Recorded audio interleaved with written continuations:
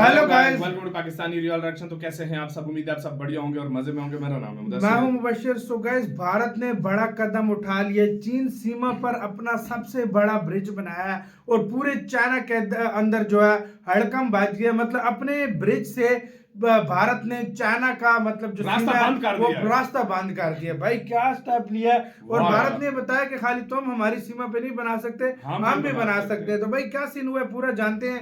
India link news का video account करते हैं स्टार्ट। भारत ने चीन की सीमा घेर दी और चीन देखता रह गया। भारत ने उठाया बड़ा कदम, चीन सीमा को पूरी तरह घेरा।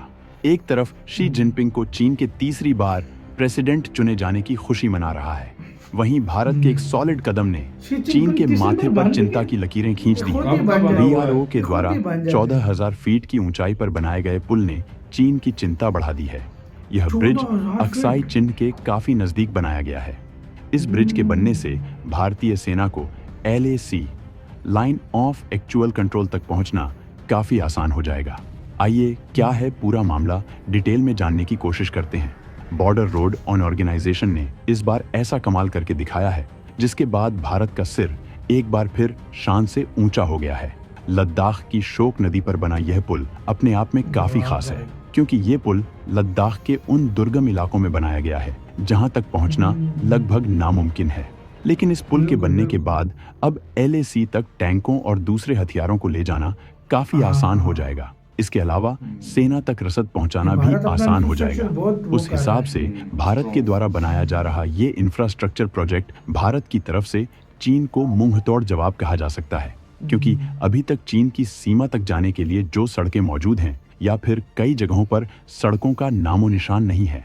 आपकी जानकारी के लिए बता दें कि तवांग वो जगह है जो कि हमेशा से चीन के निशाने पर रहती है और 1962 की जंग में भी चीन ने यहाँ कब्जा कर लिया था। और विजयनगर वो इलाका है जहां आज तक सड़क भी नहीं है, इसलिए वहां तक पहुंचने के लिए भारतीय जवानों के पास केवल हेलीकॉप्टर ही एकमात्र उपाय होता है। लेकिन अब ये हाईवे बन जाने के बाद यहां तक पहुंचना काफी आसान हो जाएगा और इसके साथ ही इस इलाके में तैनात सैनिकों तक रसद और हथियार पहुंचाना भी आसान हो जाएगा।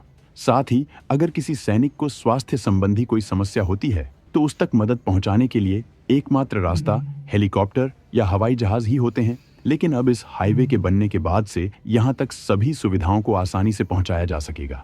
दरअसल अभी तक भारत के इस इलाके में सड़कों की संख्या काफी कम थी और इसका एक बड़ा कारण यहाँ की जियोग्राफिकल लोकेशन भी है। असल में भारत के इस इलाके में हिमालय की ऊंची चोटियां हैं, वहीं तिब्बत के पठार पर चीन ने कब्जा जमाया हुआ है। इसके अलावा ये भी माना जाता था कि अगर कभी भारत और चीन आमने सामने आए तो भारत को किसी कारणवश अपने पैर पीछे खींचने पड़े तो ये सड़कें ही चीन के लिए सबसे बड़ा सपोर्ट सिस्टम साबित होगी। लेकिन अब भारत सरकार की ये सोच बदल चुकी है और अब भारत सरकार ने आक्रामक नीति अपनाते हुए सीमावर्ती इलाकों में अपने इंफ्रास्ट्रक्चर प्रोजेक्ट पेश तेज कर दिए हैं। दोस्तों, ये प्रोजेक्ट पूरा करके BRO ने खुद को एक बार फिर साबित कर दिया और एक साथ 75 प्रोजेक्ट कंप्लीट करके BRO ने प्रूफ कर दिया है कि उसके लिए कुछ भी नामुमकिन नहीं है। वैसे ये पहला मौका नहीं है जब BRO ने इतने सारे प्रोजेक्ट एक साथ कंप्लीट किए हैं। इससे पहले पिछले साल भी BRO ने 100 से अधिक प्रोजेक्ट्स कंप्लीट किए थे। उस हिसाब से भारत के द्वारा बनाया जा रहा ये इंफ्रास्ट्रक्चर प्रोजेक्ट भारत की तरफ से चीन को मुंहतोड़ जवाब कहा जा सकता है, क्योंकि अभी तक चीन की सीमा तक जाने के लिए जो सड़क मौजूद है या तो वो बहुत खस्ता हाल में है या फिर कई जगहों पर सड़कों का नामो निशान ही नहीं है। अब सरकार चीन के मामले में कोई भी रिस्क लेने के लिए तैयार नहीं है और इसलिए चीन की सीमाओं तक अपनी पहुंच बढ़ाने के लिए इस इलाके में नई सड़कों का निर्माण किया जा रहा है ताकि सेना किसी भी परिस्थिति में फौरन सीमाओं की रक्षा के लिए पहुंच सके। दोस्तों, ये प्रोजेक्ट सामरिक और सेना की दृष्टि से जितनी महत्वपूर्ण है, यहाँ की जनता के लिए भी उतना ही महत्वपूर्ण है, क्योंकि ये एरिया अभी तक काफी पिछड़ा हुआ है। यहाँ के लोगों का जीवन संघर्षों से भरा हुआ है। ऐसे में ये नई प्रोजेक्ट इस क्षेत्र में रहने वाले लोगों के लिए भी खुशियों की सौगात लेकर आए हैं। असल में शियों गांव बॉर्डर एरिया का आखिरी गांव है, यानी कि भारत का आखिरी छोर, और यहाँ तक कनेक्टिविटी लगभग ना के बराबर थी। यहाँ तक कि नदी को पार करने के लिए लोगों को नाव और ट्यूब का सहारा लेना पड़ता था, लेकिन अब लोगों के लिए नदी को पार करना आसान हो जाएगा और साथ ही रोजगार के अवसर भी बढ़ेंगे और टूरिज्म का भी विकास होगा, क्योंकि अभी तक कनेक्टिविटी ना होने की वजह से टूरिस्ट यहाँ की खूबसूरत वादियों का मजा नहीं ले पाते थे। लेकिन अब उम्मीद है कि यहाँ तक टूरिस्ट की पहुंच भी बढ़ेगी, जिससे लोगों को रोजगार के और नए अवसर मिलेंगे। और अब तो सरकार खुद चाहती है कि लद्दाख के आखिरी छोर तक सड़कों के माध्यम से टूरिस्ट की पहुंच बनाई जाए। हम आपको बता दें कि निर्माण कार्यों से लद्दाख के कई गांवों की किस्मत पलटने लगी है।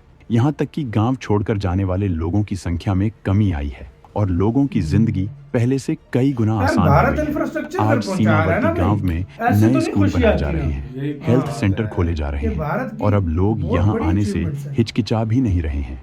इस तरह कहा जाए तो ये सड़कें और सर्दी पुल से डरते केवल थे, पुल देश नहीं की होते थे, सामरिक हाँ ताकत भाई। नहीं बढ़ा रोड बंद हो रही, जाती बल्कि हाँ। सालों से देश से बर्फ कटे पड़ हुए जाती हिस्सों थी। को देश के मुख्य इलाकों से जोड़ रही है।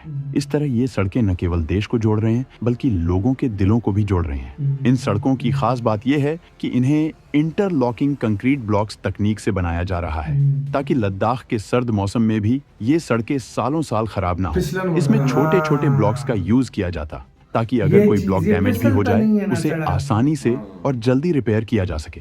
इसके अलावा यहाँ सैनिकों के लिए जो शेल्टर बनाए जा रहे हैं, उनके लिए भी लेटेस्ट टेक्नोलॉजी ये का बहुत उपयोग किया advanced जा रहा technology है। use कर यहाँ रहे हैं। रोड लाइट के लिए सोलर लाइट का इस्तेमाल किया जा रहा है और सैनिकों के लिए कार्बन न्यूट्रल शेल्टर बनाए जा रहे हैं, ताकि कार्बन एमिशन को कम से कम किया जा सके और प्रदूषण यहाँ की फिजाओं को दूषित न कर सके। दोस्तों, अब भारत ने विकास की दिशा में कदम बढ़ा दिए हैं, तो उसके दुश्मनों का जलना तो बनता है।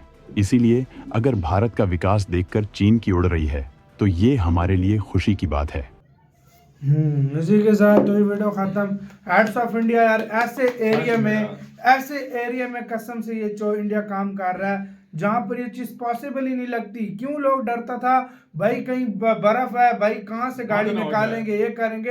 ऐसा इंफ्रास्ट्रक्चर इंडिया ने पहुंचाया भाई, चीन भी हैरान है इंडिया ने करके। सर्दियों में कश्मीर का लद्दाख का रास्ता बंद हो जाता उधर था। टनल बनी गई है, अभी टनल टनल बन गई है, उसकी वजह से 24 घंटे सर्विस। हाई से हाई सर्दी हो, हाई से हाई गर्मी हो, बाढ़ हो, कुछ भी हो भाई, अपने जो वहां पे भाई पहुंचे। गुलवान के वाकये से पहले जो इंफ्रास्ट्रक्चर मैं कहता हूँ ना होने के बराबर था, मतलब 4-5 सालों में इतना खेचा भाई। लेकिन 4-5 सालों में कोने कोने तक, जहां तक गाड़ी कोई बहुत कम भी जाती है, उधर भी रोड बन गए। ये बात है, ये फर्क है। फिर इंडिया ने फिर ये करके दिखाया और फिर लोगों को जब जोड़ा है, लोगों को सहूलतें मिली है, टूरिस्ट गए, वो खुश है यार कि हमें क्यों नहीं खुश भाई? सहूलतें मिली। वो कट ऑफ हो जाते थे, समझो 6 महीने सर्दी है, 6 महीने वो कट ऑफ थे। कश्मीर में कट ऑफ हो जाता था जब बर्फ पड़ती थी, रोड बंद हो जाते थे। सीमा पे फौरन आर्मी पहुंच नहीं सकती थी।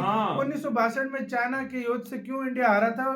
टाइम पे आर्मी पहुंच ही नहीं सकती, इंफ्रास्ट्रक्चर ही नहीं था वाकई में। ऊपर से एयरफोर्स अलग यूज नहीं की थी, तो भाई फिर क्या करते वो बेचारे, जब सब कुछ कट ऑफ हो गया। उधर ही 2-3 बेस बन गए एयरफोर्स के, अब उधर एयरफोर्स बेस बने हुए। तो आपका इसका कहना है, अपने राय बताना, अपना बहुत ज्यादा ख्याल रखना तो यार।